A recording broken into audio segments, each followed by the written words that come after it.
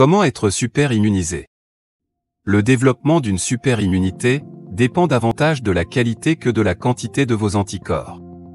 S'il est vrai que nous ne pouvons pas être super immunisés, nous pouvons améliorer considérablement notre système de défense.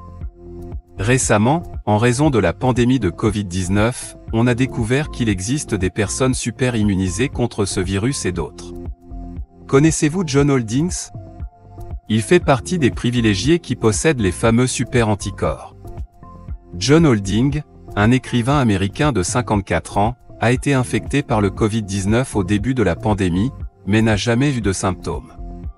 Il pensait qu'il avait eu de la chance, ou peut-être qu'il n'avait pas été infecté. Finalement, il a été invité à participer à une étude portant sur les anticorps et le plasma de personnes qui s'étaient remises du Covid. Dans cette étude, on a découvert que ces anticorps neutralisaient le virus si facilement qu'ils le rendaient pratiquement immunisé. Selon des chercheurs de l'Université de Virginie, le plasma de cette personne et d'autres qui possèdent également des super anticorps est si puissant que, même dilué 10 000 fois, il neutralise encore plus de 90% des virus. Mais qu'est-ce que le système immunitaire et comment fonctionne-t-il? Pour le décrire brièvement, il s'agit d'un réseau complexe de cellules, de tissus et d'organes qui aident l'organisme à combattre les infections et autres maladies lorsque des germes, tels que des bactéries ou des virus, l'envahissent, l'attaquent et se multiplient. Notre système de défense comporte deux types de réponses immunitaires, innée, ou de naissance, et adaptative. L'immunité innée, naturelle, est ainsi appelée parce qu'elle est congénitale et ne nécessite pas l'apprentissage qui intervient après le contact avec un envahisseur. L'immunité adaptative, en revanche, est acquise après que l'organisme a appris à se défendre. L'immunité adaptative dépend de la fonction des lymphocytes et se caractérise par la capacité à déclencher une réponse immunitaire spécifique à un agresseur. Il possède une mémoire immunologique, qui est importante pour reconnaître l'agent pathogène qui l'attaque à nouveau. Grâce à cette mémoire, la réponse immunitaire est beaucoup plus rapide et plus efficace. Il a une réponse étendue aux agents pathogènes. Contrairement à l'immunité innée, qui est très rapide et se déclenche immédiatement, il faut des jours pour qu'elle se mette en route. On distingue deux types d'immunité adaptative, l'immunité à médiation cellulaire et l'immunité humorale. Quelle est la différence entre l'immunité à médiation cellulaire et l'immunité humorale? Lorsque nous tombons malades, nous stimulons la formation d'une immunité à médiation cellulaire et humorale. L'immunité à médiation cellulaire est principalement spécialisée dans la lutte contre les agents pathogènes intracellulaires, tels que les virus, les parasites ou les agents pathogènes qui ont été phagocytés. Les lymphocytes T sont impliqués. L'immunité humorale agit contre les agents pathogènes extracellulaires par le biais de molécules circulant dans le sang et les sécrétions des muqueuses, comme les anticorps. Cela implique des lymphocytes B qui, lorsqu'ils reconnaissent des antigènes, deviennent des cellules productrices d'anticorps. Après ce type de réponse immunitaire, ils restent en mémoire. Cela permettra à la réponse secondaire d'être plus rapide. Les deux types de cellules, T et B, travaillent de manière coordonnée et séquentielle pour atteindre une efficacité maximale avec une dépense énergétique minimale. Les cellules B sont responsables de la fabrication des anticorps, des protéines spécialisées qui localisent et immobilisent des antigènes spécifiques. Bien que les anticorps puissent reconnaître un antigène et l'immobiliser, ils ne peuvent pas le détruire sans aide. C'est le rôle des lymphocytes T. Ces cellules sont chargées de détruire les antigènes qui ont été identifiés et immobilisés par des anticorps ou les cellules qui ont été infectées ou modifiées pour une raison quelconque. Les lymphocytes T aident également à signaler à d'autres cellules, comme les phagocytes, qu'elles doivent faire leur travail. La différence entre les anticorps neutralisants et les anticorps liants. Les anticorps qui se fixent sur une particule pathogène ne sont pas tout neutralisants. Les anticorps non neutralisants, ou anticorps liants, se lient spécifiquement à l'agent pathogène, mais n'interfèrent pas avec son infectivité. Après une infection par le Covid, il existe un petit pourcentage de la population qui n'a pas développé l'immunité nécessaire pour combattre ce virus, ou qui l'a fait de manière beaucoup moins efficace. Si le plasma de ces personnes superimmunes est dilué et continue à fonctionner, cela pourrait aider les personnes malades dans le cadre de leur traitement.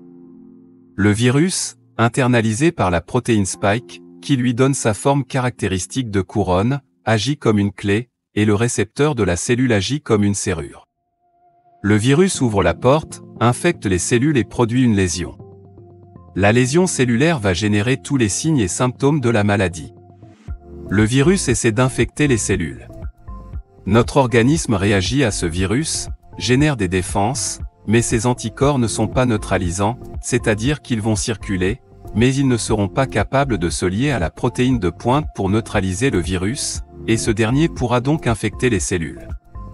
Le danger de ces anticorps non neutralisants est que l'un d'entre eux, qui a une faible capacité de neutralisation, se lie au virus, mais ne peut pas le neutraliser.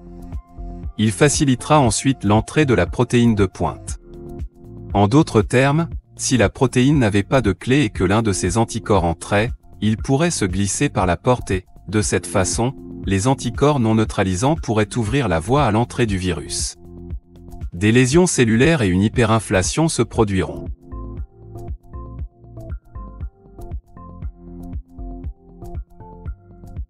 Une mort cellulaire excessive se produira, le virus commencera à se répliquer de manière excessive à l'intérieur des cellules, causant beaucoup de dommages, beaucoup d'inflammation et une réponse immunitaire exacerbée. Et tout cela est facilité par la formation d'anticorps non neutralisants. Quelle est la différence entre les super-anticorps et les anticorps neutralisants?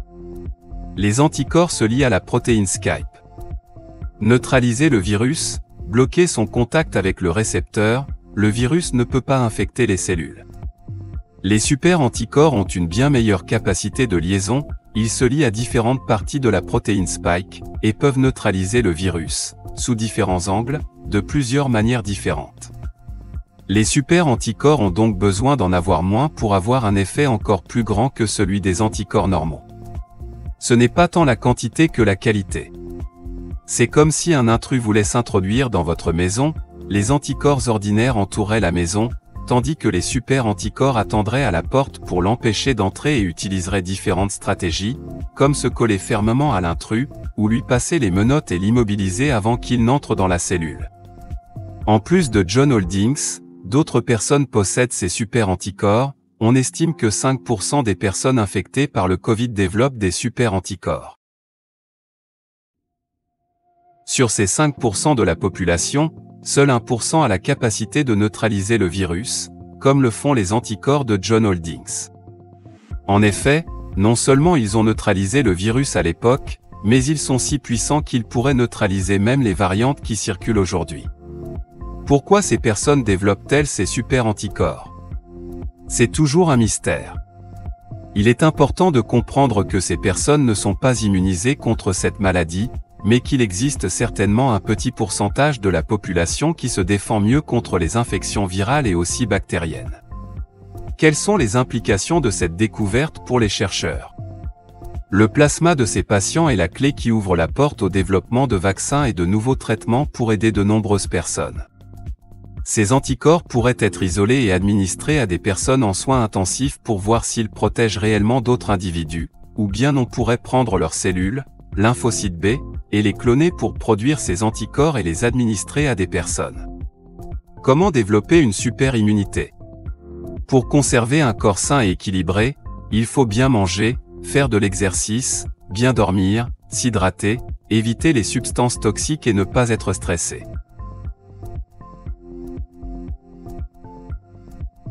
Prendre soin de notre santé nécessite de maintenir un mode de vie sain, tout n'est pas remède, tout n'est pas achat de vitamines. Nous pouvons prendre soin de notre corps et de notre système immunitaire de manière naturelle, afin qu'il fonctionne mieux.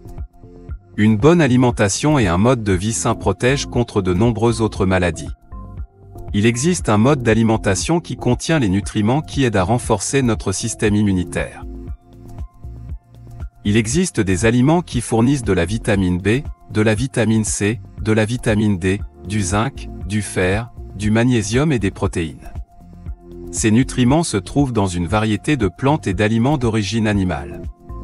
Il est nécessaire d'éviter la malbouffe, les aliments riches en graisse ou les aliments ultra transformés, car ils génèrent de l'inflammation et de l'oxydation, ce qui est néfaste pour notre système immunitaire, notre cerveau, notre mémoire, notre système cardiovasculaire, pour notre corps dans son ensemble. Maintenir une flore bactérienne normale, actuellement connue sous le nom de microbiote intestinal, et faire de l'exercice physique. Maintenez une bonne nuit de sommeil. Les aliments recommandés pour renforcer l'immunité.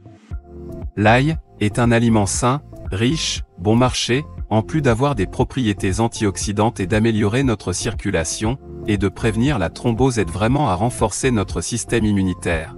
Par lui-même, a des propriétés qui sont antibactériennes, antivirales, antifongiques. Les amandes riches en vitamines sont également essentielles au maintien d'un bon système immunitaire. Les fruits rouges, les aliments ayant les propriétés antioxydantes les plus élevées qui existent. Ils possèdent un composant appelé anthocyanine, qui leur donne leur couleur caractéristique. C'est grâce à ces propriétés antioxydantes que le jus de canneberge permet de lutter contre les infections urinaires, de réduire le risque de diabète, etc. La soupe de poulet peut être préparée avec du poulet ou toute autre volaille.